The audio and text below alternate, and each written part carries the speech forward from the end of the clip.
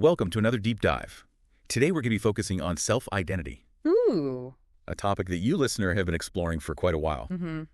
You provided us with some really interesting audio recording where you reflect on this journey of yours, especially your experiences with psychological types over the past decade. Okay. We're going to try to help you unpack all of that. Right. And you even use this really intriguing phrase, linguistic point plane vectors. Okay. Or LpPVs, as you call them. All right. We'll definitely get to that later on in the deep dive. Okay. But first, let's kind of set the stage a little bit. Yeah. You've been using this framework of psychological types to try to understand yourself. Okay. And you're really grappling with the validity of it all. Yeah, it's a common thing. Absolutely. I think a lot of people go through that. Yeah, you've been using these recordings to really sort of offload that technical linguistic debt that you mentioned. Yeah, for sure. Yeah. I mean, it's like you're taking all these complex thoughts and ideas that have been swirling around in your head and you're putting them out into the world so that you can actually look at them and examine them. Exactly. And you've been engaging with these ideas for quite some time, right? A while, yeah. 10 years is what you said. Yeah. About... You've really invested in trying to understand yourself through this lens of psychological types. That's a long time. It is a long time. Yeah. But now you're questioning, are these types and functions helpful tools, or are they just limiting labels? Yeah. Are they boxes or are they doorways, or what are they? You even said, and I'm quoting you directly here. Okay.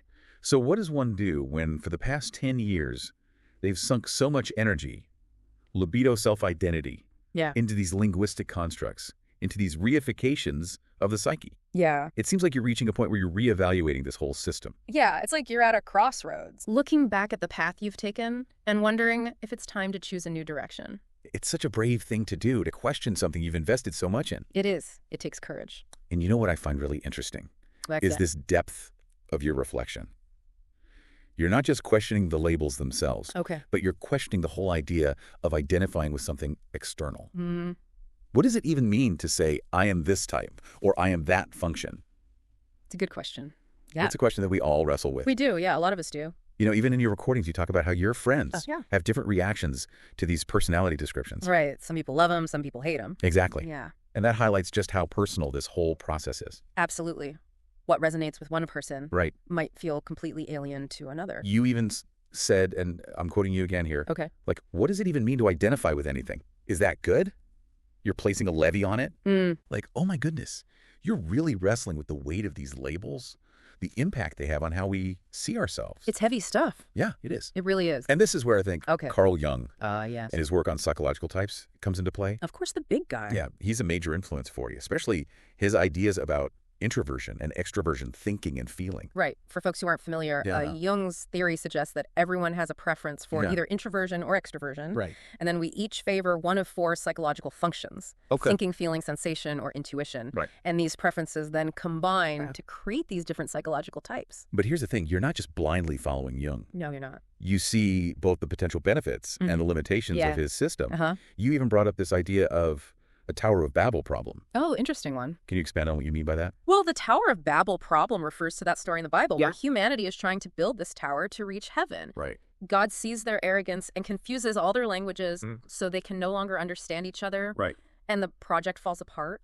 So are you applying that analogy to the world of psychological types? That seems to be what you're getting at, yeah. Yeah, you're suggesting that all these different typologies, and almost as if everyone's speaking a different language. Like you're searching for a clear signal amidst all this noise. Yeah, and that's a really astute observation. I think so. It's not just about Jung either, right? Yeah. There are so many different... Tons of different systems. Yeah, personality systems and frameworks out there. Yeah. Each with their own jargon and interpretations.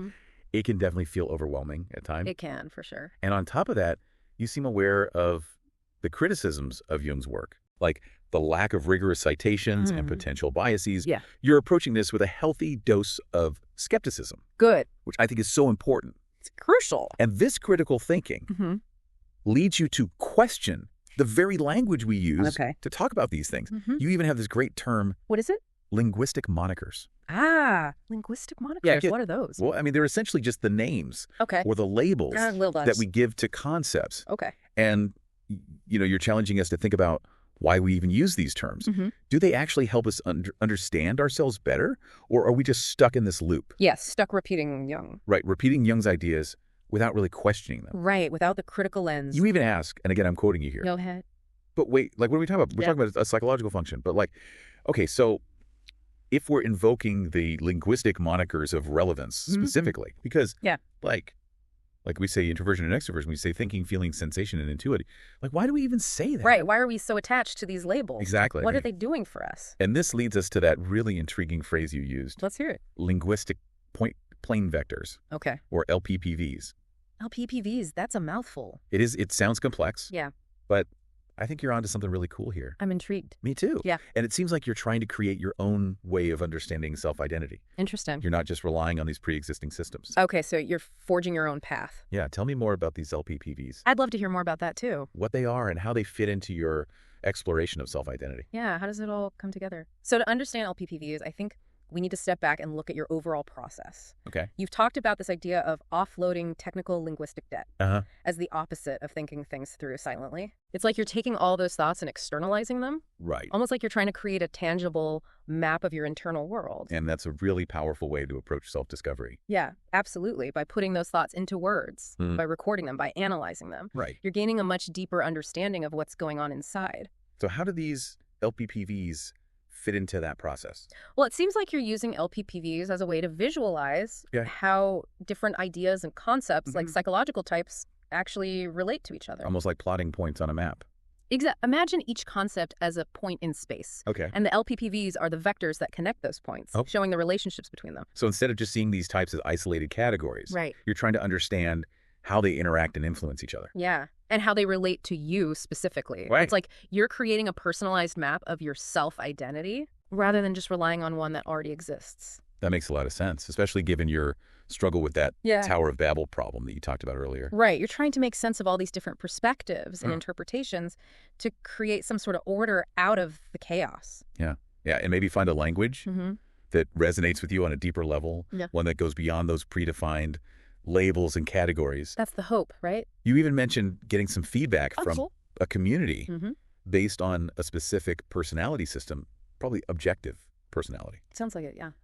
And they give you some specific functions like nice, fey, and so on. Right, those objective personality functions. But you seem to struggle with that feedback. Yeah. It didn't quite fit, did it?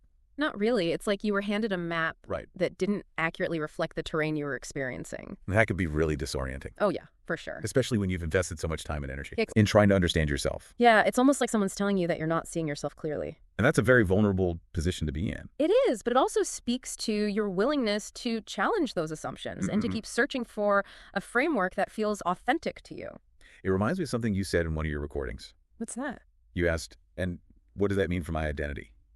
Oh, wow. It's like you're really grappling with the implications of all this, trying to figure out how it all fits together. A big question for sure. It's a journey, isn't it? It is. It really is. And you seem to be embracing that journey with an open mind and a willingness to explore uncharted territory. That's the spirit of adventure. You're not afraid to question, to experiment, to push the boundaries of what you thought you knew about yourself. I like that. And that's incredibly inspiring. Well, thank you. And, you know, it also ties back to your concept of these LpPVs. You're not just passively accepting the labels and categories that have been handed to you. You're taking control. We're actively creating your own framework, your own language for understanding your own unique experience. Yeah. You're kind of reclaiming the power to define yourself on your own terms. And it's about recognizing that self-identity isn't static. Right. It's a dynamic process that's constantly evolving. Yeah. It's a journey, not a destination. You even talked about how you've been sort of cycling through different states of being, experiencing both positive and negative effects. Absolutely. The full spectrum. Tell us more about that. Well, it seems like you're recognizing the fluidity of your own experience, the ebb and flow of emotions and energy levels. And I think that's a really important insight because it challenges the idea that we have to fit into these neat little boxes. You're acknowledging the full spectrum of your being.